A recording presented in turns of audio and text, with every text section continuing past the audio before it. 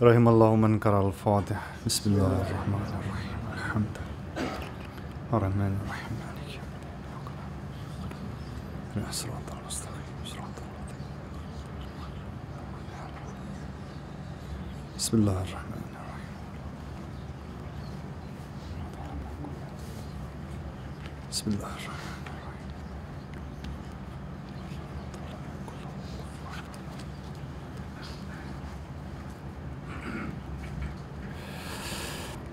صلی اللہ علیہ محمد لا حول ولا قوة الا باللہ العلی العظیم حسبنا اللہ نعم الوکیل نعم المولا ونعم النصیر اعوذ باللہ من الشیطان الرجیم بسم اللہ الرحمن الرحیم الحمد للہ رب العالمین والعاقبۃ للمتقین والجنۃ للمتقین والنار للعاصین والصلاة والسلام علی اشرف الانبیاء والمرسلین سید الاولین والآخرین سیدنا و مولانا ابو القاسم محمد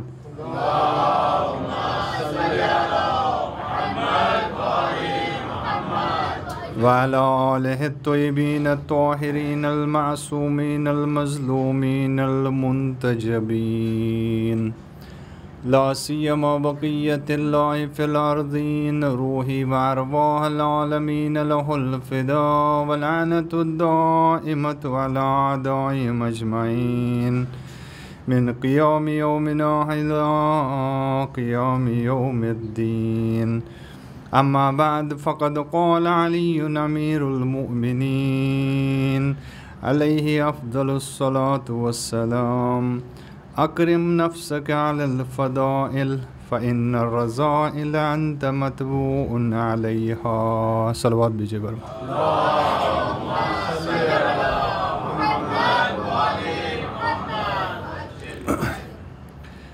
شب ضربت مولا کائنات ہیں۔ اس مناسبت سے تمام امت مسلمہ اور تمام انسانی سماج کو اور آپ سب مومنین کی خدمت میں تعزیت پیش کرتا ہوں۔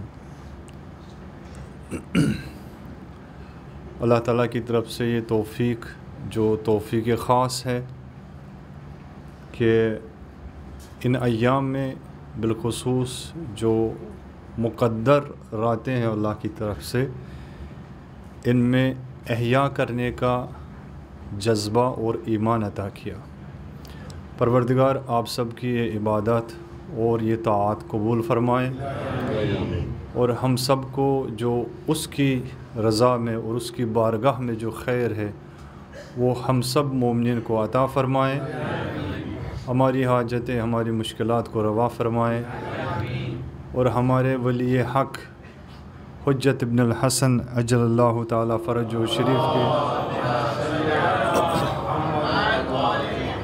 ان کے ظہور میں تعجیل فرمائے، ہمیں ان کا حقیقی ناصر و مددگار بننے کی توفیق عطا فرمائے۔ ایک درود پاک بیجیے بر محمد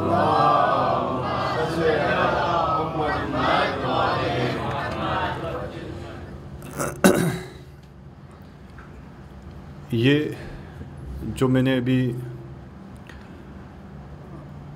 ایک حدیث آپ کی خدمت میں تلاوت کی، اس حدیث کی حدیث پاک مولا کی طرف سے منسوب ہے۔ اس کی وضاحت میں مختصر کروں گا، لیکن اس سے پہلے کہ اس حدیث کی وضاحت میں کچھ الفاظ میں آپ کی خدمت میں بیان کروں۔ ان ایام میں جو خاص راتیں ہیں، اس حوالے سے میں کچھ کلمات عرض کرنا چاہوں گا۔ پروردگار عالم کے یہاں ہر چیز کا اور جو بھی چیز یہاں کائنات میں خلق کی ہے اس کا اپنا ایک ویلیو ہے، اپنا ایک قیمت ہے۔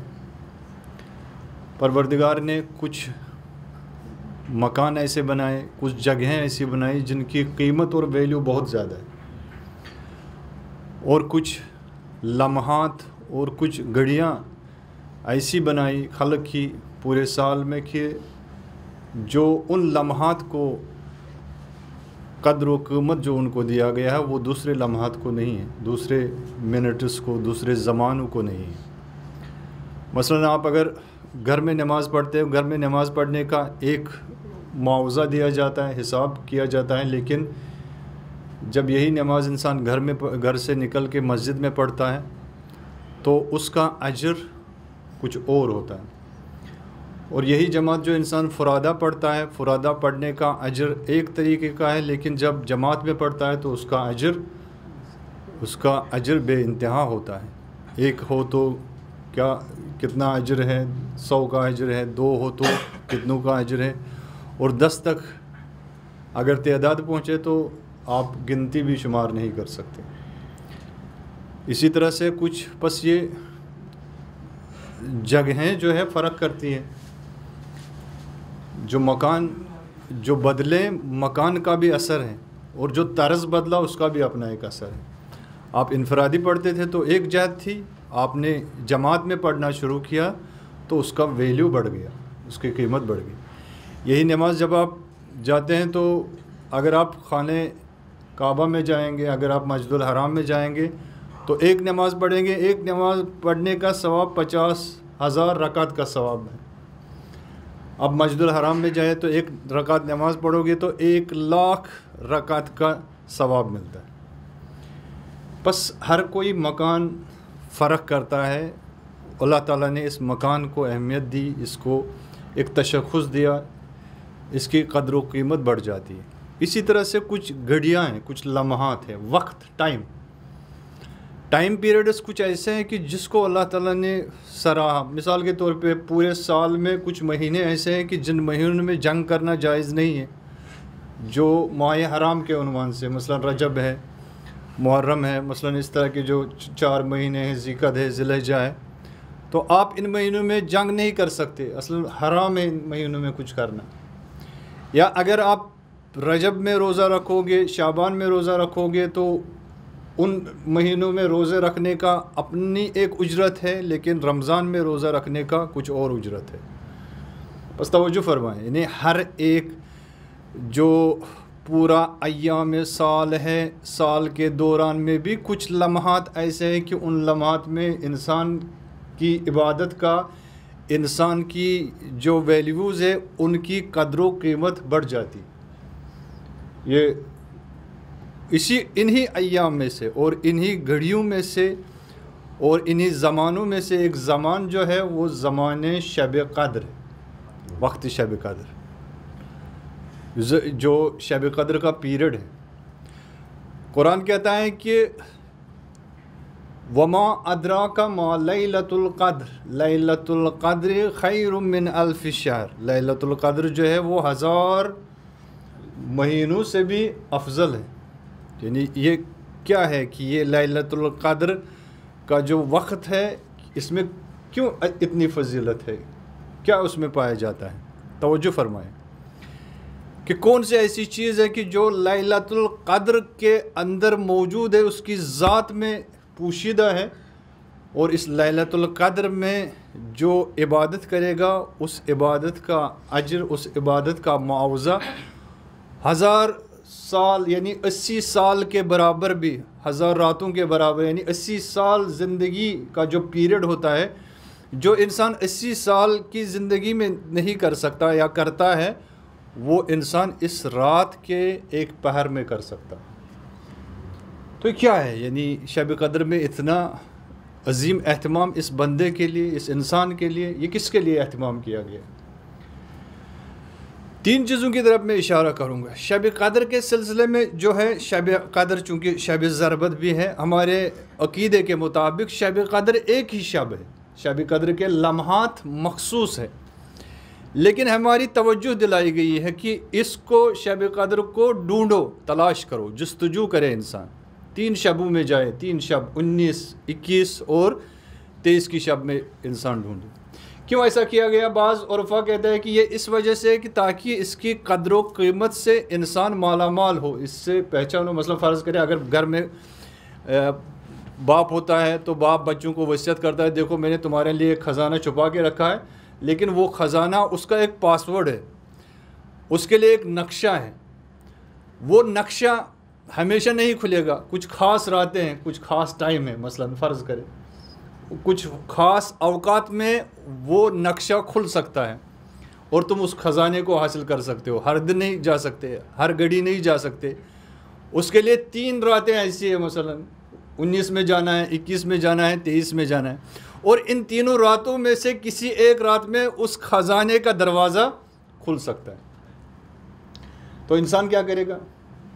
تو یہ بچہ کیا کرے گا؟ یہ جو اولاد ہوگی اس کی تو کیا کرے گی وہ اولاد یہی کوشش کرے گی کہ 19 میں بھی جائے، اگر 19 میں نہیں کھلا دروازہ، وہ خزانہ ہاتھ میں نہیں آیا تو 21 میں جائے گا، 21 میں بھی اگر نہیں کھلا تو 23 میں تو حتماً کھلنا ہی کھلنا ہے۔ لیکن کیا وہ اس مقصد کے لیے بیٹھے؟ کیا وہ ہاتھ پہ ہاتھ دھرا رکھے کہ نہیں 19 کو مجھے نیند آ گئی، میں نہیں جاؤں گا، میں 21 کو جاتا ہوں؟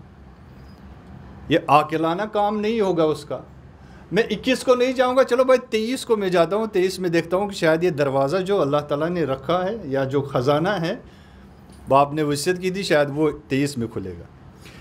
تو 21 میں نہ جانا، 19 میں نہ جانا، صرف 23 کے لیے انسان جائے اور اس دروازے کو کھولے جو گنجینہ جس کے اندر ہے، جس کے اندر دفن کیا گیا ہے انسان کی زندگی کا خزانہ، تو یہ معقول نہیں، بلکہ اس کو 3 راتوں میں جانا ہے۔ لہٰذا اس اہمیت کے حوالے سے کہا جاتا ہے کہ شب قدر کو 3 راتوں میں ڈھونڈو، تلاش کرو شب قدر کو، معین نہیں ہے تمہارے لیے کہ کس میں جاؤ گے، اگرچہ افضلیت 23 کو ہے، لیکن چونکہ یہ ایام، ان ایام میں آپ نے وہ حاصل کرنا ہے جو اللہ تعالیٰ نے جس کا اہتمام کیا ہے، پورا مہینہ روزوں کا اور پورا سال جو پروردگار عالم نے بنایا، اس پورے سال کا اگر نچوڑ ہم تاریخی اعتبار سے بھی دیکھیں تو ان 3 مہینوں میں ہوتا ہے، رجب، شعبان، رمضان، کہ ان 3 مہینوں میں آپ نے کچھ بننا ہے، اور یہ 3 مہینے، ان 3 مہینوں میں سے 2 مہینے جو ہوتے ہیں وہ تیاری ہوتی ہے۔ ایک درواقہ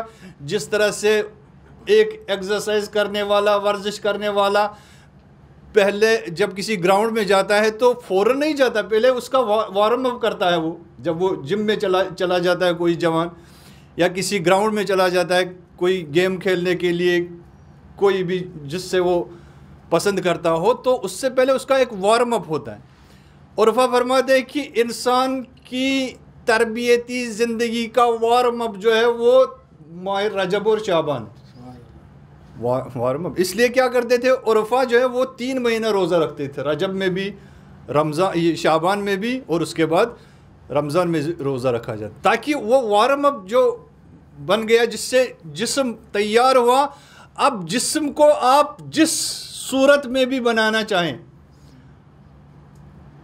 جم میں جاتے ہیں نا تو پہلے وارم اپ کراتے ہیں، آپ مارشل آرٹس میں جائیں تو پہلے وارم اپ کرنا پڑتا ہے، تو ہر چیز میں یعنی آپ کی جسمانی ساخت کو اور سٹرکچر کو بہتر بنانے میں، اس کو بہترین شیپ دینے کے لیے آپ کو وارم اپ کی ضرورت ہوتی ہے۔ تو یہ جو عبادت کے مہینے میں ہوتے ہیں، یہ عبادت کے مہینے میں روحوں کا وارم اپ جو ہے یہ رجب اور شعبان ہوتا ہے، تاکہ انسان کس میں داخل ہو، تاکہ انسان اس گراؤنڈ میں اور اس فیلڈ میں داخل ہو جائے جسے رمضان کہا جاتا ہے۔ ایک صلوات بھیجئے بار میں۔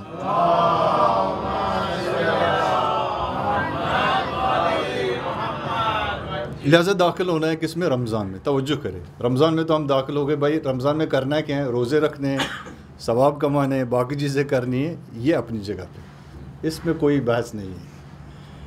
بحث یہ ہے کہ اللہ تعالیٰ نے اگر اتنا بڑا اہتمام کیا تو فقط کھانے پینے کے لیے تو نہیں کیا نا، کسی بڑے مقصد کے لیے کیا۔ وہ حکیم ہے، وہ حکیم اعلیٰ ہے، وہ اعلیٰ ہے، وہ عظیم ہے، وہ غفور ہے، وہ حکمت ہے، دانا سے بھرا ہوا ہے، تو وہ اس طرح کا اہتمام نہیں کرے گا، وہ تو آپ ہر روز کرتے ہو۔ تو کرنا کیا ہے؟ اس ماہ مبارک رمضان کے مہینوں میں ان روزوں کے ذریعے سے جب تمہارے اندر ایک تیاری ہو جاتی ہے کہ تمہیں وہ چیز حاصل کرنی ہے جس مقصد کے لیے اس رمضان کا اہتمام کیا گیا ہے، تو اس مقصد کو حاصل کرنا ہے۔ اور وہ مقصد کہاں پہ ملے گا؟ وہ مقصد ایام شب قدر میں ملے گا۔ اس میں ملنے کے چانسز زیادہ ہوتے ہیں، آپ پورے مہینے میں ڈھونڈے تو نہیں ملیں گے، لیکن اس رات میں جو سفر آپ نے طے کرنا ہے وہ سفر آپ کا بالکل شارٹ ٹرم میں طے ہو جائے گا، اس سفر کو آپ طے کر سکتے ہیں۔ لہٰذا اس میں ڈھونڈنا ہے، کیا ڈھونڈنا ہے؟ اس مقصد کو۔ وہ مقصد کیا ہے؟ سورہ قدر میں فرمایا کہ وہ مقصد کیا ہے، انا انزلناہ فی لیلۃ کہ میں نے اس رات میں اتارا، نازل کیا۔ کیا نازل کیا ہے؟ اس رات میں نے نازل کیا قرآن۔ لہذا پورا یہ جو سفر انسان طے کرتا ہے، رجب سے نکل کے شعبان میں آتا ہے، شعبان سے رمضان میں آتا ہے، روزوں کے ذریعے سے اتنی سختیاں جھیلنے کے بعد اسے کیا کرنا ہے؟ اسے قرآن تک پہنچنا ہے۔ انا انزلناہ فی لیلۃ القدر۔ کیوں لیلۃ القدر میں اس کو نازل کیا؟ کیوں اس کتاب کو لیلۃ القدر میں اتارا؟ کیونکہ لیلۃ القدر خیر من الف شہر۔ جو آپ 20 دن میں، جو آپ 18 دن میں جس دل کو آپ آمادہ نہیں کر پائے، جس دل کو آپ تیار نہیں کر پائے، جس دل کے اندر گرمی پیدا نہیں ہوئی کہ اس کے اندر یہ قرآن اتر جائے، لیکن لیلۃ القدر میں اتنی گنجائش ہے کہ اس لیلۃ القدر میں تیرے اوپر بھی یہ قرآن نازل ہو۔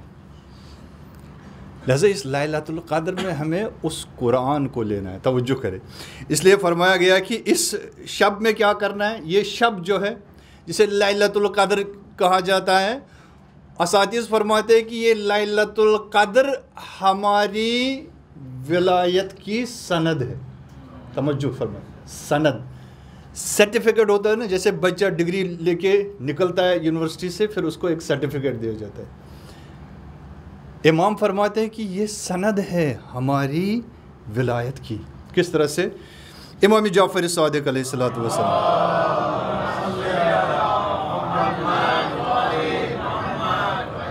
اصول کافی جلد نمبر 1 صفحہ نمبر 262 262 روایت ہے، عجیب روایت۔ روایت مولا فرماتے ہیں، ہمارے چھٹے امام فرماتے ہیں کہ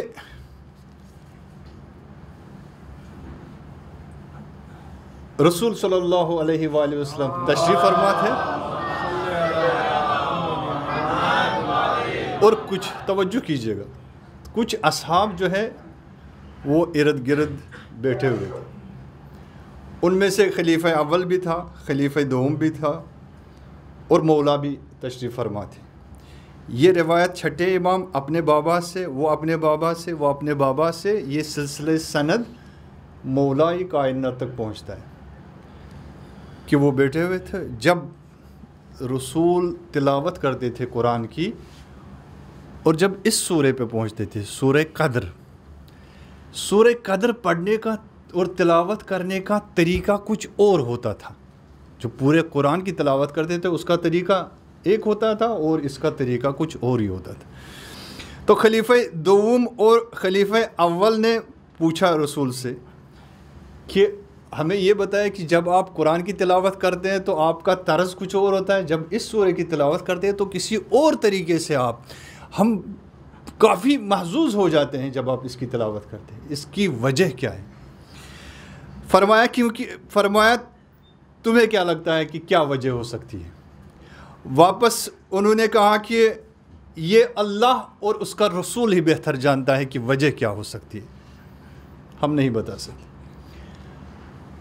رسول نے فرمایا کہ اس کی وجہ یہ ہے کہ یہ سورہ جو ہے یہ میری رسالت کی سند ہے، سرٹیفکیٹ ہے، یعنی میرے بعد جب نبوت کا سلسلہ ختم ہوگا، لیکن ختم نبوت کے سلسلے کے بعد بھی ایک سرٹیفکیٹ چاہیے کہ یہ سلسلہ جاری ہے، یہ رسالت سے نکل کر ولایت میں داخل ہو چکا ہے۔ لہٰذا یہ سورہ قدر جو ہے سلسلہ ولایت کے لیے سرٹیفکیٹ ہے۔ تو سوال تو اٹھنا ہی تھا کہ اب وہ نہیں پوچھتے بلکہ رسول پوچھتے، اب تو تم یہ پوچھو گے کہ وہ ولی کون ہے، وہ ولایت جو دی گئی ہے آپ کی رسالت کے بعد، جو ولایت کا حق رکھتا ہے، صاحب ولایت ہے، وہ کون ہے؟ رسول صلی اللہ علیہ وآلہ وسلم نے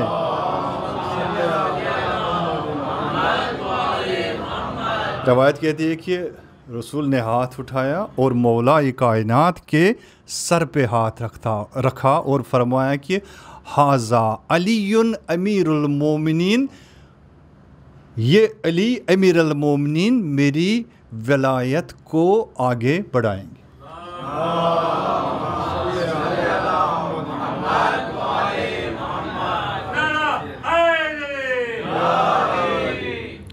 لہٰذا یہ یعنی ابتدا سے ہی جو سلسلہ نبوت کے بعد ایک عظیم سلسلہ ہے وہ ہے ولایت کا سلسلہ. لہٰذا کسی چیز کو بھی آپ اگر ثابت کوئی بھی اور دلیل آپ کے پاس نہ ہو، ولایت کے لیے یہ سورہ کافی ہے آپ کے لیے دلیل. کیسے؟ فرماتے ہیں کہ یہ عظیم کتاب جو اس شب میں نازل ہوگی، اور اس شب میں کیا کیا نازل ہوتا ہے اس کے بعد فرماتے ہیں کہ تنزل الملائکۃ والروح فیہا باذن ربہم من کل امر سلام، کہ اس رات میں جو ہے ملائکہ نازل ہوتے ہیں. ملائکہ جب نازل ہوتے ہیں تو کہاں پہ نازل ہوتے ہیں؟ کوئی جگہ تو ہوگی جہاں پہ نازل ہو. امام نے اس کی وضاحت فرمائی کہ یہ جگہ کون سی جگہ ہے، یہ مکان کون سا مکان ہے کہ جہاں پہ ملائکہ نازل ہوتے ہیں، اور یہ وقت کون سا وقت ہے. یہ وقت اور مکان، جگہ، یہ دو چیزیں جو سب سے اہم ہیں. فرمایا کہ یہ نازل ہوتے ہیں، ایسے تھوڑی نازل ہوں گے، سڑکوں پہ پھرنا تھوڑی ہے. تو کوئی تو جگہ ہو، کوئی تو مقام ہو، کوئی تو مکان ہو کہ جہاں پہ یہ نازل ہوتے ہیں. فرمایا یہ ملائکہ جو نازل ہوتے ہیں اس شب میں، یہ خدا کے حجت جو اس کائنات میں ہوتی ہے، حجت خدا پہ نازل ہوتے ہیں، اور وہاں جا کے اپنا سلام پیش کرتے ہیں.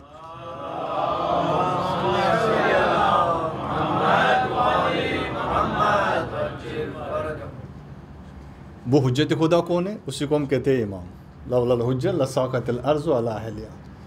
اگر اس حجت کو ہم نے پہچانے، اس ولایت کو ہم نے پہچانے، تو انسان جو ہے معرفت سے عاری ہو جاتا ہے. بس توجہ کرے، عظمت شب قدر کس سے؟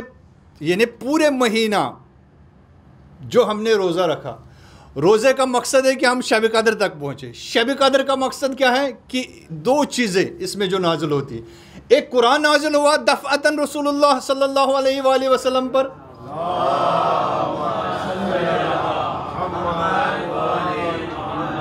قرآن نازل ہوا. قرآن کے نزول کے بعد ہر سال شب قدر میں ملائکہ نازل ہوتے ہیں. کہاں جاتے ہیں نزول کے بعد؟ اپنے وقت کے امام کے، یعنی صاحب الزمان، وہاں پہ جاتے ہیں، وہاں پہ اپنی حاضری دیتے ہیں. بس دو چیزوں کا نزول ہے. ایک قرآن کا نزول ہے جو قلب نازلین پیغمبر پہ نازل ہوا. ایک ملائکہ کا نزول ہے کہ جو ہر سال سلسلہ چلتا رہتا ہے، وہ بھی قلب نازلین صاحب زمان پہ اترتے ہیں. تو ان دونوں کا اترنا، توجہ کرے، کیا فرمایا کہ یہ دو چیزیں جو اس کائنات میں نازل ہو رہی ہیں. اب انسان کو کیا ہے اس سے؟ عام بندہ جو روزہ سے ہے، عام بندہ جس نے ایمان لے آیا، عام بندہ جو مسلمان اور مومن بن گیا، تو اس کو کیا فائدہ ہوگا؟ یہ کیسے ان دو چیزوں سے متمسک ہو؟ لہذا نبی اکرم صلی اللہ علیہ وآلہ وسلم کی ہر وقت، یعنی کئی مرتبہ، ایک مرتبہ نہیں کئی مرتبہ، بلکہ کہتے ہیں 10 12 مرتبہ 14 مرتبہ سرور کونین نے فرمایا انی تارکم فیکم الثقلین کتاب اللہ و اطرتی، کہ میں دو چیزیں تمہارے درمیان چھوڑے جا رہا ہوں. ان دونوں چیزوں کو لینا ہے، توجہ کرے. ایک قرآن کو بھی لینا ہے اور اہل بیت کو بھی. یعنی اس سے تمسک، ما ان تمسکتم بہما لن تضلوا بعدی ابدا، تم کبھی گمراہ نہیں ہو جاؤ گے. گمراہی کا کارن کیا ہوگا؟ یا تم اس سے دور ہو گئے یا اس سے دور ہو گئے. لہٰذا ان دونوں کو لینا ہے. اور بہترین موقع کہ انسان پورے سال شاید ان سے متمسک نہ ہو، اللہ تعالیٰ نے ایسا پروگرام بنایا، ایسا پلان بنایا کہ اللہ تعالیٰ اس بندے کو قریب کرنا چاہتا ہے کہ آ جاؤ جتنا تم نزدیک آؤ گے اس مہینے میں، اور اس مہینے کی اس رات میں جسے شب قدر کہا گیا ہے، کہ اس میں زیادہ وسعت ہے، زیادہ ظرفیت ہے کہ تم ان دو ہستیوں کے ساتھ متمسک ہو سکتے ہو. لہٰذا نزدیک آ جاؤ. کہا جاتا ہے نزدیک آ جاؤ. اور کہاں پہ زیادہ متمسک ہونے کا وقت ہوتا ہے، جہاں پہ زیادہ تیاری ہو؟ کہتے ہیں کہ جب انسان سحری کے قریب پہنچے. سلام ہی حتی مطلع الفجر. یہ طلوع فجر فقط یہ نہیں ہے. طلوع فجر، توجہ کرے، طلوع فجر یعنی فیوچر، طلوع فجر یعنی ہمارا مستقبل، طلوع فجر یعنی انسانی سماج کے لیے ایسا نظام کہ جس کے سائے میں رہ کے انسان مومنانہ زندگی گزار سکتا ہے. طلوع فجر کہ ایسا معاشرہ اور ایسی سوسائٹی جس سوسائٹی میں ایک طرف قرآن ہے تو دوسری طرف ولایت ہے، اس تک پہنچنا ہے. اگر شب قدر سے ہم گزر بھی گئے، نکل بھی آئے، لیکن شب قدر میں جو چیز نازل ہوئی اس کو ہم نے تمسک نہیں کیا تو جیسے آئے تھے ویسے نکل جائیں گے. لہٰذا انسان ساری جو اٹینشن ہونی چاہیے ہمیں اس رات میں ان دو ہستیوں کے لیے، ایک جو قرآن نازل ہوا کہ اس سے متمسک ہو، دوسرا ایک کہ انسان ولایت سے متمسک ہو. ایک صلوات بھیجیے پر محمد.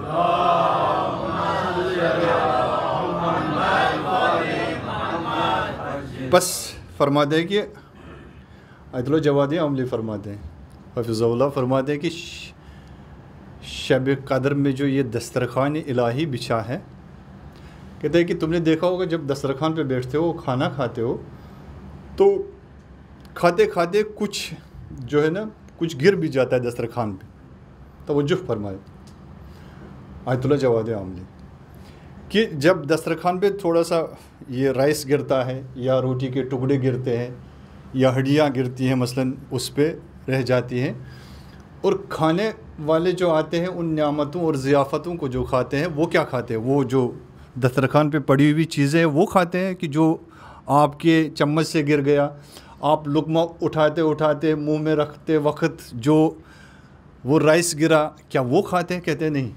وہ اس لیے ہوتا ہے جو کچھ دسترخوان پہ بچا کچا باقی رہتا ہے اس کو اٹھا کے ہم کہاں ڈال دیتے ہیں؟ باہر پھینک دیں. کس لیے؟ تاکہ اس سے جانور کھائے. جانور کھاتے ہیں، مرغا بھی کھاتے ہیں. اگر گھر ہوا، گھر میں کوئی مرغابیاں ہوئی تو ان کو دیتے تاکہ وہ کھائے.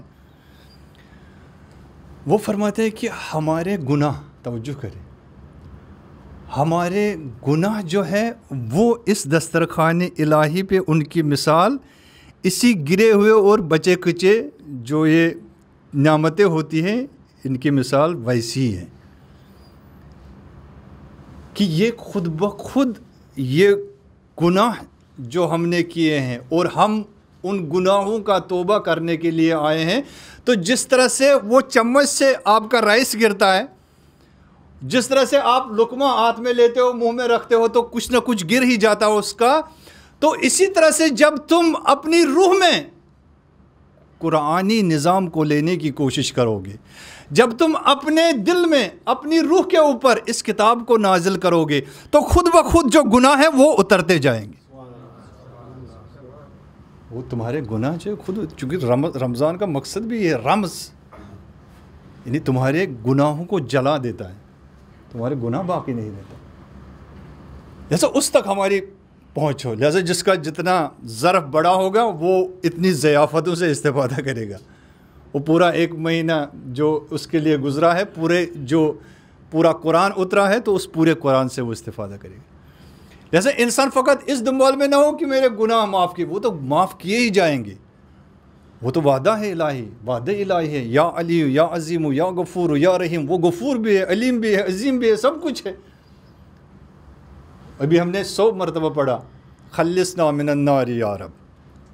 تو کرنا ہے جو ہم کر رہے ہیں وہ واقعی، لیکن کہاں پہ پہنچنا ہے ہمیں؟ اس لیے کہا گیا توجہ کرے. اس لیے سب سے افضل عمل جو اس شب کے اندر ہے وہ ہے کہ انسان تلاوت قرآن کرے اور عمل قرآن کرے. عمل قرآن جو ابھی کرنا ہے ہمارے مولانا صاحب کرائیں گے. عمل قرآن کیوں؟ توجہ کرے. ملائکہ جب اترتے ہیں، جس طرح سے انسان کا دل ہے، انسان کا دل جو ہے مرکز ہے، سینٹر پوائنٹ ہے کس کا؟ انسان کی باڈی کا سینٹر. جس طرح سے انسان کی باڈی کا ایک سینٹر پوائنٹ ہوتا ہے، ایک دل ہوتا ہے تاکہ انسان حرکت میں رہے، اسی طریقے سے اس کائنات کا بھی ایک سینٹر پوائنٹ ہے، اس کائنات کا بھی ایک دل ہے کہ جس سے یہ کائنات حرکت میں رہتی ہے، کائنات جریان میں رہتی ہے. اگر وہ سینٹر پوائنٹ نہ رہا تو کائنات جو ہے وہ ختم ہو جائے گی. حجہ لساخت الارض علی اہلہا. وہ کائنات کا سینٹر پوائنٹ کون ہوتا ہے؟ کائنات کا روح کون ہے؟ اور کائنات کا قلب کسے کہا گیا ہے؟ وہ ہے امام وقت. الامام قلب، امام جو ہے دل ہے اس کائنات. بس جس طرح سے اس انسان کی حرکت کے لیے دل چاہیے، اسی طرح سے ملائکہ کے نزول کے لیے دل چاہیے. وہ دل وقت کا امام ہے، اس پر ملائکہ نازل ہوتے ہیں. توجہ کریں. بس کیا کرنا ہے ہمیں؟ کیا کرنا ہے؟ ہمیں بھی چاہیے جس طرح سے ملائکہ آتے ہیں وہ اپنے امام پر نازل ہوتے ہیں، ہم بھی ایک ایسی تیاری کریں. علامہ فرماتے ہیں کہ ہم بھی ایک ایسی تیاری کریں کہ ملائکوں کا جو اٹینشن ہے ان کو اپنی طرف کھینچے. چونکہ انسان کے اندر وہ کیپیبلٹی ہے کہ یہ ملائکوں کو اپنی طرف کھینچ سکتا ہے، اور ملائکے اس کے محافظ ہو سکتے.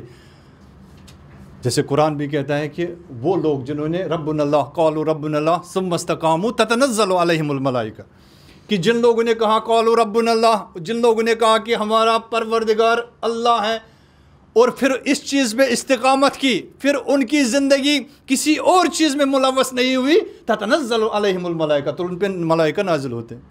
ملائکوں کا نازل ہونا یعنی اللہ کی طرف سے غیبی امداد ان میں شامل حال ہوتی.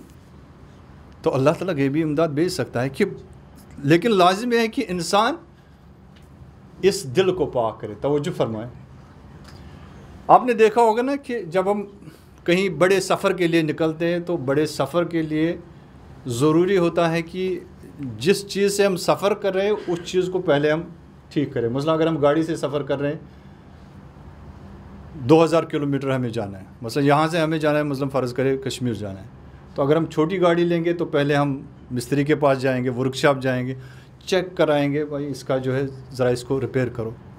اگر کہیں کوئی خرابی بھی رہی تو مستری کہتا ہے کہ کوئی بات نہیں، تم لے جاؤ، گاڑی ٹھیک ہے تمہاری، لیکن اگر کوئی پرابلم ہو گئی راستے میں تو مجھے فون کرنا، میں بتاؤں گا کیا کرنا ہے کیا نہیں کرنا. گاڑی لے کے نکل جاتے ہیں. اس کو ہم ریپیئر کرتے ہیں. اگر کوئی چیز خراب ہے وہ کہے گا کہ یہ چیز چینج کرنی ہے، ہم کہتے ہیں کہ نہیں اتنا بجٹ نہیں ہمارے پاس فی الحال، اس کو ریپیئر کرو تاکہ میں یہ سفر ہو کے آؤں. لیکن اگر آپ کا سفر جو ہے وہ بائی ایئر ہے، مثلا اب جہاز سے سفر کر رہے ہیں، تو جہاز میں کیا ہوتا ہے؟ جہاز میں یہ ہوتا ہے کہ جہاز کو ریپیئر نہیں کیا جاتا. اگر کوئی بھی پرزہ اس کا خراب ہے تو کوشش یہ تھی کہ اس پرزے کو نکال کے کوئی نیا پرزہ رکھے. کیوں؟ کیونکہ اگر تمہاری گاڑی راستے میں خراب ہو گئی تو تم فون کر کے پوچھ سکتے ہو بھائی گاڑی میں یہ پرابلم ہو گئی، انجن میں کیا کروں میں، تو مستری مشورہ دے گا ایسا کرو.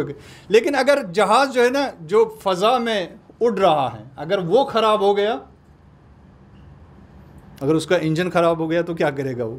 وہ فون کرے گا بھائی میرا انجن خراب ہے جہاز کا، مجھے کچھ مشورہ دے دو.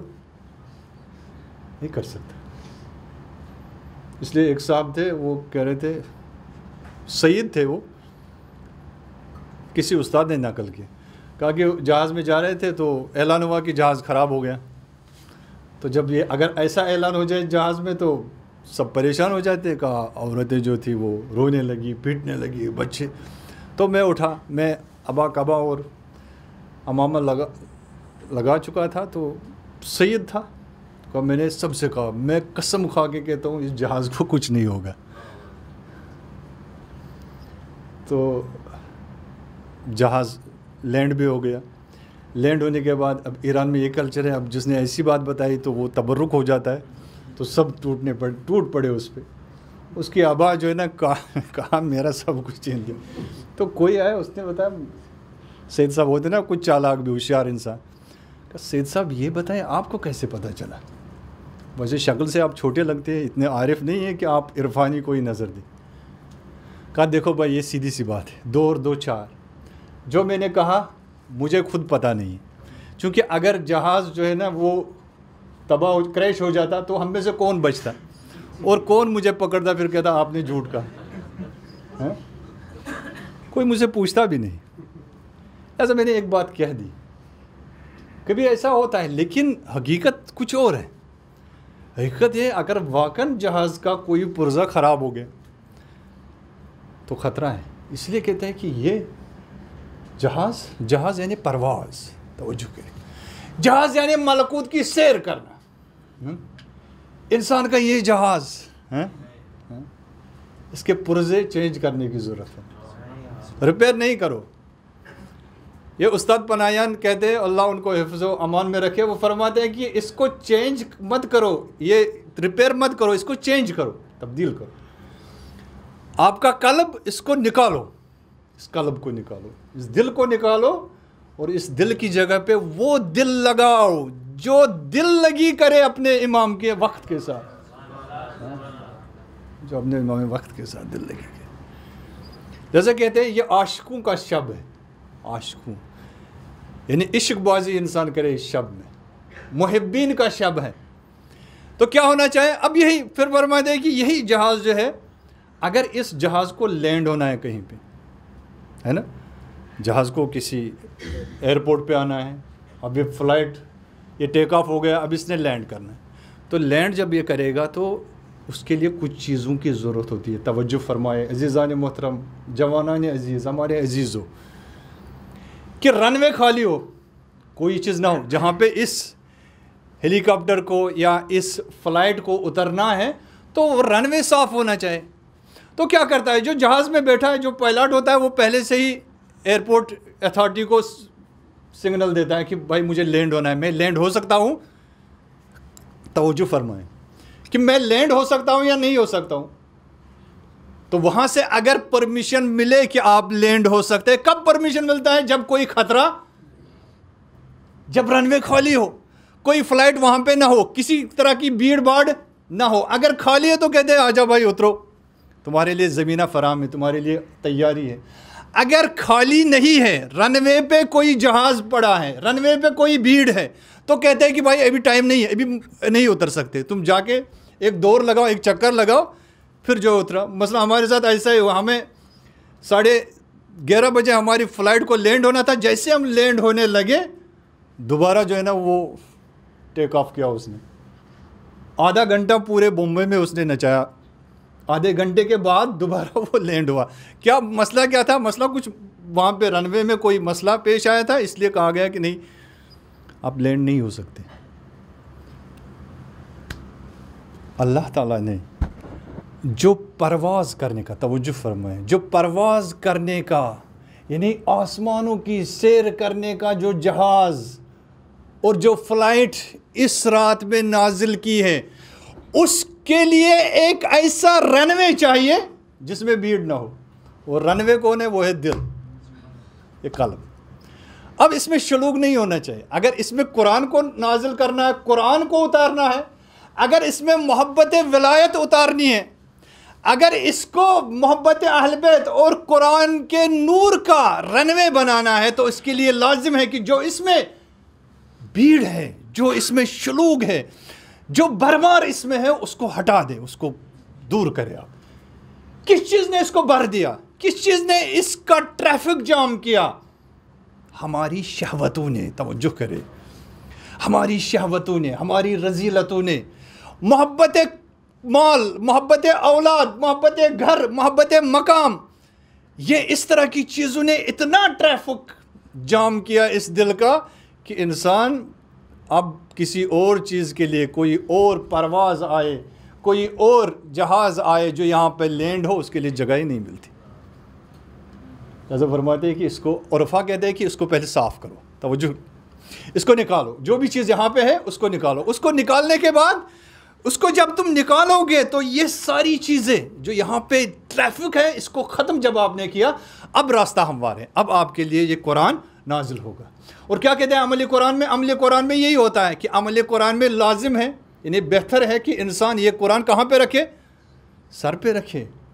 سر پہ کیوں قرآن رکھنا ہے؟ آیت اللہ جوادی عاملی حفظہ اللہ بہترین تعبیر فرماتے ہیں۔ میں تعبیر کی طرف اشارہ کروں گا، ایک صلوات پڑھیے اب۔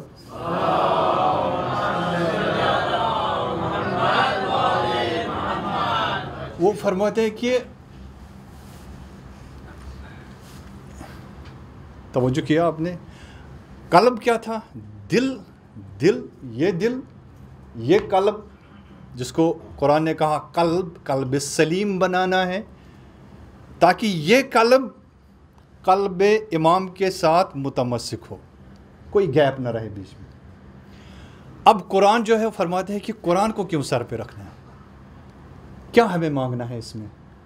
کہتے ہیں یہ ہم اس لیے سر پہ رکھتے، وہ فلسفہ بیان کرتے ہیں اس کا، کہ تاکہ انسان کا قوّی تفکر اور انسان کی جو عقل ہے، انسان کے عقل و شعور میں اضافہ ہو، عقل و شعور میں اضافہ ہو۔ یعنی قرآن کے نزول سے، توجہ فرمائے، قرآن کے نزول سے انسان کے عقل و شعور میں اضافہ ہوتا ہے، اور امام جو وقت کا امام ہے وہ ہمارے دل کا ترجمان ہوتا ہے، توجہ فرمائے۔ بس اس دل کو امام کے دل سے متمثل کرنا ہے، اور اس عقل کے لیے ہم قرآن کو نازل ہونے دے اور اس کو قلب میں اتارنا ہے۔ بس یہ دو چیزیں۔ اگر آپ نے وہ پچھلے جو گفتگو سلسلہ چلا اس میں ہم نے یہی کہا تھا نا کہ اگر ہمیں طرز زندگی، قرآنی طرز زندگی بنانا ہے تو اس میں ہمارا شعور اور ہمارے قلب کا ایک بہت بڑا حصہ ہے۔ لہذا اس رات میں ان دو چیزوں کی طرف سخت توجہ کرنی، ایک ہمارا شعور اور ایک ہمارا قلب، کہ اس کی طرف ہم توجہ فرمائیں۔ ایک صلوات بھیجیے بر محمد والے۔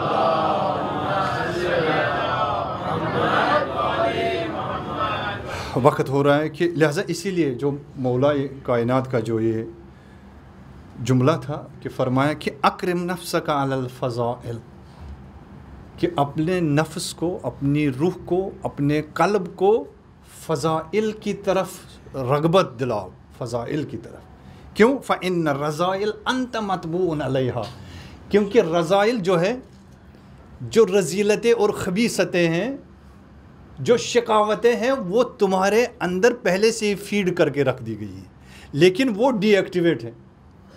اب کیا ہوگا اگر تم نے جو کوالٹیز ہیں، جو ویلیوز ہیں، اگر ان کو ایکٹیویٹ نہیں کیا تو وہ رذائل خود بخود نکل آئیں گے، وہ خود بخود ایکٹیویٹ ہو جائیں گے۔ جس طرح سے ہوتا ہے نا، جب ہم گلدان جو ہوتا ہے ہمارے گھر میں، فلاورز جو ہوتے ہیں، اب ہم اس گلدان میں رکھتے ہیں، اگر ہم نے گلدان میں جو پھول رکھا ہے، اگر ہم ہر روز اس کی دیکھ بھال کریں، پانی دے، گیس دے، باقی چیز سب کچھ، تو خود بخود وہ پھلنے پھولنے لگتا ہے۔ لیکن اگر ہم نے اس کی طرف توجہ نہیں تھی، باہر سے خریدا اور گلدان گھر میں رکھا اور اس کی طرف بالکل توجہ نہیں، آپ دیکھیے اس کے آس پاس میں وہ خود تو مرجھا جائے گا، لیکن اس کے بغل میں، اس کے سائڈ میں گھاس پھوس نکلنا شروع ہوتا ہے۔ وہ زمینیں جو زمینیں آباد نہیں ہوتی، ان زمینوں میں کیا نکلتا ہے؟ اس میں جو ہے وہ سانپ نکلتے ہیں، اس میں جو ہے نا وہ مینڈک نکلتے ہیں، ان کا اپنا ایک قبضہ ہوتا ہے، پھر ان زمینوں میں کانٹے نکلتے ہیں، کھار نکل آتے ہیں ان زمینوں میں۔ لیکن جس زمین کی رکھوالی اور جس زمین کو کسان سینچتا ہے، اپنی محنت کرتا ہے اس پہ، تو اس میں ان چیزوں کا کوئی تصور نہیں ہوتا، یہ چیزیں حملہ نہیں کرتی۔ جیسے اسی لیے علماء اخلاق بھی فرماتے ہیں کہ اگر انسان اپنے نفس کو، اپنے نفس کی زمین کو اگر اس کو نہ سینچے، اس میں جو ہے نا وہ کھیتی نہ کرے وہ، تو خود بخود اس میں سانپ نکل آتے ہیں، بچھو نکل آتے ہیں، اس کے اندر کینہ پیدا ہوتا ہے، اس کے اندر جو ہے نا بدتمیزی پیدا ہوتی ہے، بد عادتی پیدا ہوتی ہے، تو انسان اصل حقیقت سے دور ہوتا ہے۔ لہٰذا مولا فرماتے ہیں کہ انسان خصوصیات، ان خصوصیات کی طرف، جو کوالٹیز ہیں ان کی طرف انسان کا رجحان بڑھ جائے۔ مولا یہی چاہتے ہیں، یہی طرز زندگی مولا ہے کہ انسانی ویلیوز اور انسانی اقدار، ان کا خاتمہ نہ ہو، بلکہ یہ اپنے معاشرے میں زیادہ سے زیادہ ہو۔ مگر وہ معاشرہ، جس معاشرے میں مولا تھے، اس معاشرے نے علی کی قدردانی نہیں کی۔ ڈاکٹر جورداک فرماتے ہیں، وہ مسیحی ڈاکٹر فرماتے ہیں کہ مولا جو ہے وہ اپنے زمانے سے بہت پہلے اس دنیا میں آ گئے۔ کاش ہمارے زمانے میں ہوتے تو ہم پوچھ لیتے۔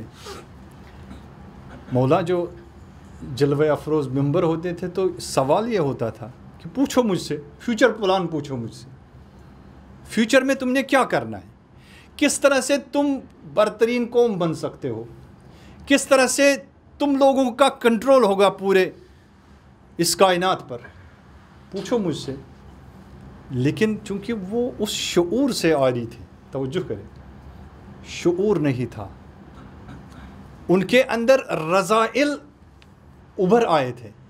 وہ پوچھتے تھے کہ اچھا یہ بتائیے آپ تو اتنا بڑا دعویٰ کرتے، یہ بتائیے کہ ہمارے سر پر کتنے بال ہیں، سر پر کتنے بال ہیں. ابھی آپ توجہ کریں، ہم تو خاک پا ہیں. میں ایک ادنا سا طالب علم ہوں، ادنا سا طالب علم، ان طالب علموں کا خاک پا، اور مولا کے غلاموں کے غلاموں کے غلاموں کا خاک پا. اگر کوئی آپ میں سے اٹھ کے مجھ سے یہ سوال پوچھے، بتاؤ میرے سر پہ کتنے بال ہیں، تو کیا فیلنگ رہے گی آپ کی؟ آپ لوگوں سے برداشت نہیں ہوگا، اسے محفل سے نکال کے باہر کرو گے. ایسے انسانوں کے ساتھ واسطہ تھا مولا کا. سب سے بڑی جو جاہلیت تھی، اسی لیے مولا نے فرمایا جب وہ اقتدار، ظاہری اقتدار جب سپرد کیا گیا، مولا کے سپرد کیا، تو مولا نے فرمایا کہ یہ دین جو تھا اسیر تھا، اسیر قید تھا اشرار کے ہاتھوں میں. برے انسانوں نے اس دین پہ قبضہ کیا تھا، اور اس کا خمیازہ جو ہے وہ مولا کو بھگتنا پڑا. یعنی 25 سال تک جو دین قید میں رہے. لہذا مولا نے پہلے جب وہ ظاہری خلافت اور اقتدار کی جب پیشکش کی گئی، تو مولا نے کہا نہیں، میں نہیں کہوں گا، میں نہیں آ سکتا، نہیں چاہیے مجھے خلافت، نہیں چاہیے مجھے یہ. کیوں؟ کیونکہ دین اس حد تک وہ لے گئے تھے، یعنی دین کا ایسا کباڑا بنا دیا تھا کہ دین کی حقیقی روح جو ولایت تھی وہ اسے نکل چکی تھی. لہذا ہر طرف سے یا مینڈک نکلے تھے یا سانپ بنے ہوئے تھے، ہر طرف سے رذیلتیں، ہر طرف سے خرابیاں، ہر طرف سے خرافات اور بدعتیں دین میں زیادہ ہو چکی تھی. لہذا مولا نے کہا مجھ سے نہیں ہو پائے گا، نہیں کروں گا میں. اور آپ نے دیکھا کہ پورے 4.5 سال میں اور اس 5 سال کے وقت، پونے 5 سال کے وقفے میں 3 عظیم جنگیں لڑنی پڑی مولا کو. مولا لیکن ان لوگوں کا طریقہ، توجہ فرمائے، بس یہ نقطہ عرض کرنا چاہتا ہوں، توجہ کیجئے کہ ان لوگوں کا طریقہ یہ تھا، وہ کوفیوں کا مزاج ایسا بنا تھا کہ ان کو روپے کے سوا کوئی اور زبان سمجھ میں نہیں آتی تھی. جب ان کو روکا مولا نے جنگ جمل میں کہ آپ نے غنیمت حاصل نہیں کرنی، کسی کو آپ لوٹ نہیں سکتے، تم غنیمت حاصل نہیں کر سکتے، تم کسی کا پیچھا نہیں کر سکتے. یہ وہی مولا ہے جس کے ارد گرد یہ سب کے سب جمع ہو گئے تھے، یہ کوفی، یہ شامی، جنہوں نے شام اور مصر سے آ کے تیسرے خلیفہ کا قتل کیا. تو یہی لوگ آئے اور مولا کو کہا کہ یہ ردائے خلافت آپ پہن لیجئے. اور جب مولا نے انہی سے کہا کہ ہلو اپنی جگہ سے، اٹھو اپنی جگہ سے، تو نہیں اٹھتے تھے. کیوں؟ کیونکہ ان کی، توجہ فرمائیں، ان کی خواہشیں بدل چکی تھی، خواہشیں بدل چکی تھی. لہذا جہاں پہ ایک قوم کا مزاج بدل جائے، طرز زندگی بدل جائے، تو وہاں پہ ایک امام بھی کہتا ہے کہ پروردگارہ یہ کس قوم میں مجھے، میرے یہ ہتھے کون سی قوم چڑھی. اور نہج البلاغہ کے یہ کلمات موجود ہے کہ مولا پھر کہتے تھے پروردگارہ یا مجھے ان سے لے لے یا ان کو مجھ سے دور کر دے. مولا، جو مولا عدل و انصاف کے پیکر، انسانیت کے محسن، جس سے ایک غریب اور فقیر یا ایک یتیم کی یتیمی دیکھی نہیں جاتی، وہ مولا فرماتے کہ میں اس قوم کا حاکم نہیں بننا چاہتا ہوں. یہ سب سے بڑا درد تھا، سب سے بڑا دکھ تھا، تضاد تھا. لہذا جو ایک متضاد خواہشیں تھی، وہ خواہشات کے پجاری تھے. وگرنہ یہی مولا، جس مولا نے در خیبر کو اکھاڑا اور در خیبر نکالا، در خیبر کو ہلا دیا، پورے اسرائیل کو، جو اس دور کا اسرائیل تھا، ہلا دیا اس کو. لیکن کوفیوں کے طرز زندگی کو ہلا نہیں پائے، کوفیوں کو نہیں ہلا پائے، کوفیوں کے مزاج کو نہیں بدل پائے. عزیزان محترم، آج کا معاشرہ بھی دیکھیں نا، تو آج کے معاشرے میں بھی ایسے کوفی نظر آئیں گے. آج کا معاشرہ، آج جس نے راہ علی اپنایا، وہ اگر ایک ہی بندہ تھا، اس نے پورے اسرائیل کو ہی نہیں بلکہ اسرائیل اور امریکہ، پورے استعمار اور سامراجیت کو ہلا دیا. جیسے قاسم سلیمانی 40-43 سال سے نظام ولایت، نظام امامت جس نے پورے سپر طاقتوں کو ہلا دیا، لیکن جس کا مزاج کوفی ہو اسے علی نظر نہیں آئے گا۔ جب ان کوفیوں کو علی نظر نہیں آیا تو آج کے کوفیوں کو سعید علی کہاں سے نظر آئے گا؟ نظر نہیں پڑتی۔ ان کو صرف یہ نظر پڑتی ہے کہ بھائی ہاں بھائی بتاؤ کتنے بال ہیں سر میں۔ وہ دور جہاں خیبر کا قلعہ نکالنا تھا، خیبر کے قلعے کو فتح کرنا تھا، کیا اس دور میں جو سب سے بڑا خیبر بنا ہوا تھا، گریٹر اسرائیل کا جو خواب تھا نا، وہ گریٹر اسرائیل کے خواب کو کس نے چکنا چور کیا؟ فقط ایک علی والے نے۔ ایک علی والا تھا، فقط تنہا ایک شخصیت تھی، حاج قاسم سلیمانی، تو پورے اسرائیل کو ہلا دیا،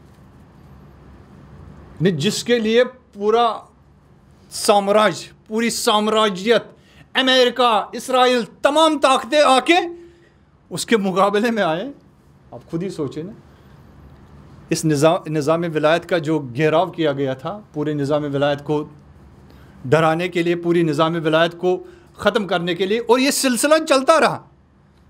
ایک فرد آج اگر ایسے علی والی بنے نا، تو یہ نظام ولایت اور امامت جو اس دور میں محجور تھا، یہ نظام ولایت اور امامت آج بھی پوری دنیا پہ وہ اپنا کنٹرول کر سکتا ہے، پوری دنیا کو کنٹرول کر سکتا ہے، لیکن نہیں تھے۔ جناب فاطمہ سلام اللہ علیہا کے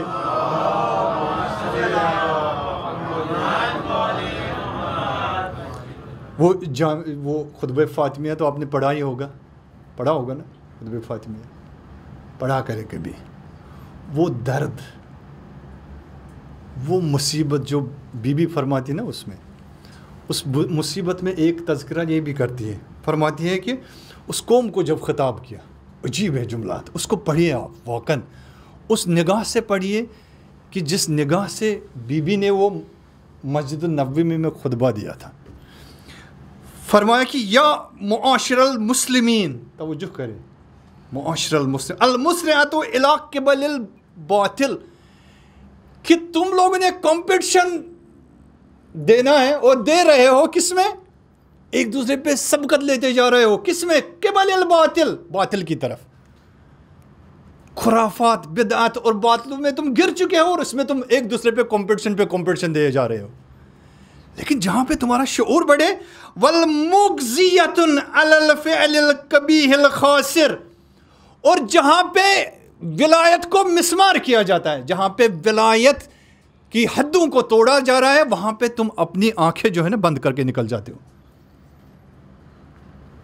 بی بی نے یہ جملہ فرمایا اور ایک فارمولہ دیا ہمیں کہ جو بھی ولایت کے مقابلے میں، جو بھی نظام امامت کے مقابلے میں اپنی آنکھیں بند کر کے چلے اور نظام ولایت کے حق میں نہ ہو، تو اس کی مثال ایسی ہے کہ جو باطل کو دیکھ رہا ہے، باطل کی حمایت میں چلا جا رہا ہے، لیکن امامت کی طرف رجحان نہیں ہے۔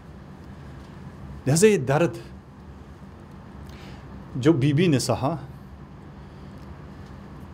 اس سے بھی کٹھن درد مولا نے دیکھا وہاں پہ۔ عزیزان محترم، یہ شب چونکہ شہادت کی شب ہے،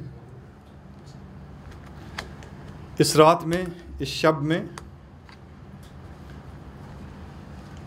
کہتے ہیں کہ مولا چونکہ اپنے بچوں کے یہاں سحری کے لیے جاتے تھے، تو آج کی شب جو تھی، آج کی رات اپنی بیٹی کے یہاں تھے مولا۔ کہتے ہیں کہ حضرت ام کلثوم کے گھر پہ تھے، لیکن میں نے عرض کیا نا، یہ رات جو ہے عاشقوں کی رات ہے، اور مولا سے بڑھ کر کوئی عاشق خدا ہو سکتا ہے؟ عاشق خدا، جب بعض اصحاب خبر لے کے جاتے تھے بی بی کے پاس کہ علی تو مر گئے، وہ تو شہید ہو گئے، کہا کیسے؟ کہا وہ عبادت میں مشغول تھے اور وہیں پہ گر گئے۔ کہا یہ روز ہوتا ہے علی کے ساتھ۔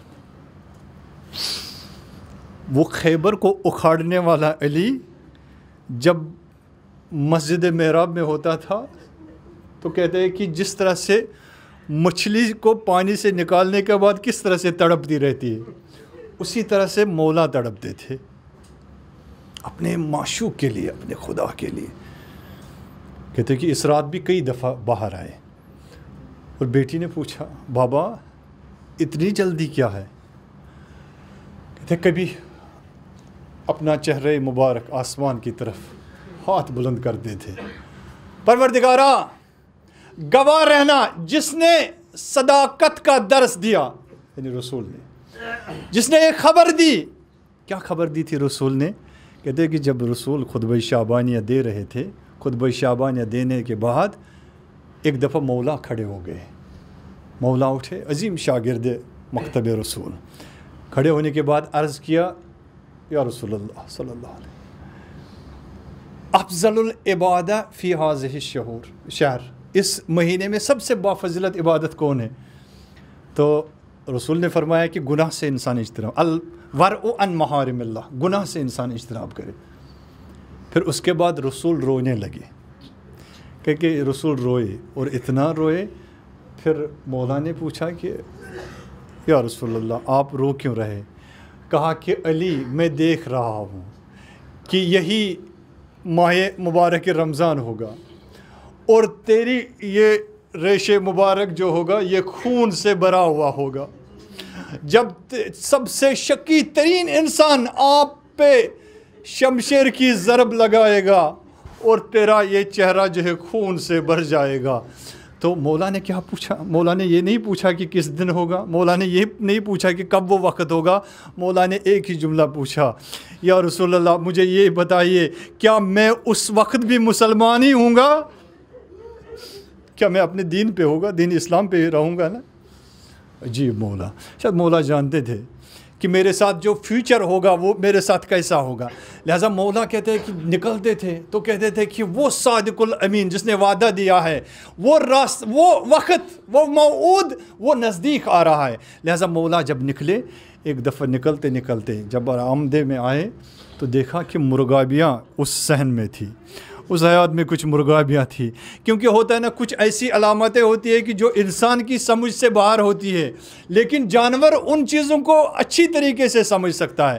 کہتا ہے کہ مرغابیاں آئی، یہ آگے آئی اور مولا کا راستہ روک لیا۔ ایک دفعہ مولا جھکے اور مرغابیوں سے کہا میرا راستہ چھوڑو، میرا راستہ، مجھے راستہ دو، چونکہ مجھے اپنے معبود کے ساتھ، اپنے معشوق کے ساتھ ملنا ہے۔ ایک دفعہ مولا آئے، جب مولا آئے کتنے کریم مولا تھے، کتنے رحیم، کتنے رحم دل مولا۔ ایک دفعہ دیکھا کہ سب لوگ جو ہے وہ مسجد میں سوئے ہوئے، ایک دفعہ ہلایا، کسی کا سرہانہ جا کے ہلایا، کسی کو ہاتھ لگا کے، کسی کا کمبل اٹھا کے کہا کہ ابے اٹھ، تو اٹھتا کیوں نہیں ہے، نماز کا ٹائم ہو چکا ہے۔ ایک دفعہ ابن ملجم کو بھی اٹھایا کہ نماز کا وقت ہو چکا ہے۔ مولا جب گئے، مولا مسجد میں گئے، مولا نے جب نماز شروع کی، نماز پڑھتے پڑھتے ایک دفعہ کیا دیکھا، اس شقی ترین انسان نے، یہ جو عبد الرحمن ملجم عبد الرحمن تھا، اس نے کیا کیا، ایک دفعہ کہا کہ وہ زہر آلو تلوار جو اس کے ہاتھ میں تھی وہ ایک دفعہ نکالی،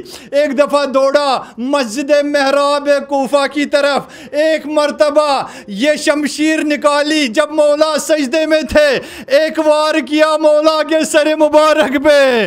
ابے ایک مرتبہ مولا نے کیا کہا، ایک ہی آواز دی مولا نے، جو مولا نے آواز جنگ خیبر میں نہیں دی، جو مولا نے بدر میں نہیں کہا، جو مولا نے کسی اور جنگ میں نہیں کہا، فقط مسجد محراب میں کہا فزت ورب الکعبہ، ارے رب کعبہ کی قسم علی کامیاب ہو گیا، رب کعبہ کی قسم میں کامیاب ہوا۔ ایک دفعہ یہ آواز آئی، سارا کوفہ ہلنے لگا، الا قد قتل امیر المومنین، ارے امیر المومنین قتل ہو گئے، ارے امیر المومنین ارکان دین، ارے ارکان دین ڈھائے گئے۔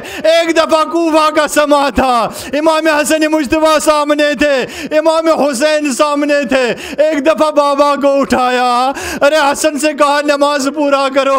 ایک دفعہ دیکھا حسن رو رہے ہیں، ایک دفعہ دیکھا حسین کی آنکھوں سے آنسو نکل رہے ہیں، ارے حسن کی طرف رخ نہیں کیا، ایک دفعہ رخ کیا حسین کی طرف، کیا کہا، بیٹا بیٹا تم مت رونا، میرے حسین میرے لال تمہیں بہت رونا ہے، تمہارا رونا مجھے برداشت نہیں ہوتا، مگر میں عرض کروں مولا ارے آپ تو زندہ ہے، ابھی سیدانیہ گھر میں ہے، ارے ابھی اہل بیت گھروں میں ہے اور حسین کا رونا دیکھا نہیں جاتا، ایک دفعہ میدانی کربلا میں آئی ہے مولا، ارے جہاں پہ سیدانیہ خیموں میں ہے، خیموں کو آگ لگانے کی کوشش کی جا رہی ہے، ارے مولا حسین ایک مرتبہ نہیں کئی مرتبہ اس میدان کربلا میں روئے اپنے معبود کے سامنے۔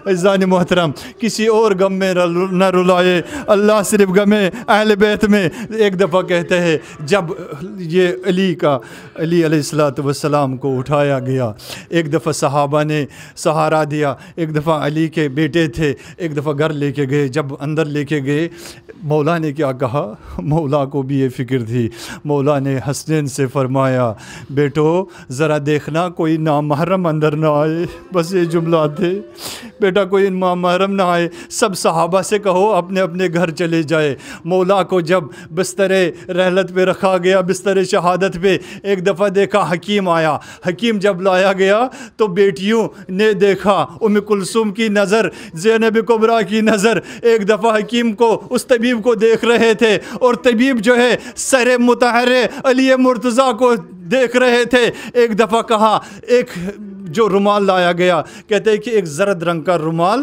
جو اس زخم پہ رکھا گیا، لیکن راوی کہتا ہے کہ میں نے دو زردی دیکھی، ایک زرد رنگ کا رومال تھا اور ایک زرد رنگ کا چہرہ تھا مولا کا، پورا جو رنگ جو وہ پیلا ہو گیا تھا۔ ایک دفعہ حکیم نے کہا بس وصیت کا اہتمام کرو، ارے زینب سے رہا نہ گیا، وصیت کا اہتمام کیوں کرنا ہے، کیونکہ زخم اتنا قاری ہے کہ اس زخم کے ذریعے سے اس دنیا سے چلے جائیں گے۔ ایک مرتبہ کیا دیکھا، ایک مرتبہ مولا نے اپنے حسنین سے کہا ارے سارے صحابہ سے کہو کہ نکل جائے، وہ اپنے اپنے گھر چلے جائے۔ ایک صحابہ نکل گئے، جب باہر آئے تو سب سے کہا کہ مولا کا فرمان ہے، مولا کا فرمان ہے، لیکن ایک صحابی اسبغ ابن نباتہ وہ کیا تھے، وہ اپنا سر دیوار سے لگائے ہوئے رو رہے تھے، اور جب اس سے حسن نے کہا کہ تو بھی نکل جا تو اس صحابی نے کیا کہا، میں کہاں جاؤں مولا، ارے میرا سب کچھ تو اندر ہے، مولا کے بغیر میری حیثیت نہیں ہے۔ ایک مرتبہ کیا دیکھا، ایک مرتبہ امام حسن مجتبیٰ اندر آ گئے، اب امام علی مرتضیٰ علیہ السلام بستر شہادت پر ہیں۔ ایک دفعہ دیکھا اپنی بیٹیوں کے چہروں کو دیکھا، اپنے بیٹوں کے چہروں کو دیکھا، ایک دفعہ جب نظر دوڑائی اپنے بائیں طرف اپنی دائیں طرف، ارے سامنے نظر دوڑائی تو سب کو دیکھا، فقط ایک جوان کو نہیں دیکھا۔ کون سا جوان تھا، کہتے ہیں معالم السبتین میں کہا گیا ہے کہ جب مولا نے دیکھا زینب بھی تھی، کلثوم بھی تھی، حسن بھی تھے، حسین بھی تھے، ایک دفعہ مولا کے لب ہلنے لگے، کہا بیٹا میرا عباس کہاں ہے، میرا عباس کہاں ہے۔ کہتے ایک دفعہ امام حسن باہر آئے تو دیکھا عباس جو ہے باہر رو رہے ہیں، کہا بھائی عباس اندر کیوں نہیں آتے، کہا میں کیسے اندر آؤں، ارے وہاں فاطمہ کی اولاد ہے، میں تو ایک کنیز کا بیٹا ہوں، ام المؤمنین کا بیٹا ہوں، اور کنیز کے بیٹے کو باہر ہی رہنا چاہے۔ کہا بابا بلا رہے ہیں۔ ایک دفعہ عباس اندر آئے، جب اندر آئے تو تعظیم کیا، ادب سے تعظیم کیا، سامنے بیٹھے، دو زانو بیٹھے۔ ایک مرتبہ کہا بابا مولا حکم کیجئے۔ ایک مرتبہ زینب سے کہا کہ بیٹا بتاؤ کیا کہنا چاہتی ہو۔ زینب کے اب زینب نے یہاں پہ کیا جملہ کہا، اس کو سننے کی ضرورت ہے عزیزان محترم۔ ایک مرتبہ زینب نے کہا بابا میں چاہتی ہوں کہ ان بھائیوں میں سے کوئی ایسا بھائی ہو کہ جو میرا محافظ بن سکے، جو میری حفاظت کرے بابا۔ ایک مرتبہ عرض کی مولا نے فرمایا بیٹا بتاؤ کون کس کو آپ چاہتی ہو کہ وہ تمہارا محافظ بنے؟ ایک دفعہ امام حسن کی طرف نگاہ کی، دوسری دفعہ امام حسین کو دیکھا تو کہا بابا میں حسن اور حسین سے تو نہیں کہہ سکتی چونکہ یہ میرے امام ہیں، ان کا حکم میرے اوپر واجب ہے، مجھے ان کا حکم ماننا ہوگا، میں کوئی حکم ان کو نہیں دے سکتی، لہٰذا عباس کو میرے سپرد کر دے، عباس کو میرے حوالے کر دے کہ عباس میری حفاظت کرے۔ ایک دفعہ کیا کیا مولا نے دستے پا کے حضرت عباس کو حضرت زینب کے ہاتھ میں دے دیا، کہا عباس یہ ہاتھ نہیں چھوٹنا چاہیے، عباس تو محافظ زینب ہے، عباس تو مدافع زینب ہے، عباس تیری حفاظت یہی ہے کہ زینب کی حفاظت کرنا۔ لیکن وہ وعدہ پورا کیا عباس نے میدان کربلا میں۔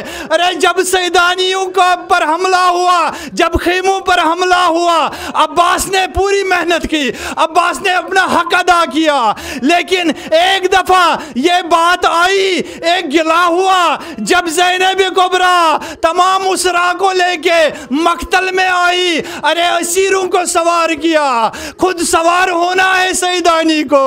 ایک دفعہ کیا دیکھا، ارے کوئی سوار کرنے والا نہیں تھا، ایک دفعہ علقمہ کا رخ کیا اور آواز دی بھیا عباس، ارے عباس بھیا آپ نے وعدہ کیا تھا کہ تم میری حفاظت کرو گے، ارے آج وہ وقت آیا، ارے ان شرابیوں کے بیچ میں، ارے اس مجمع میں تیری بہن اکیلی ہے، ارے عباس آج بہن کیوں علاج رکھنا۔ اللہ لعنت اللہ علی القوم الظالمین سے ایام الکلیمین۔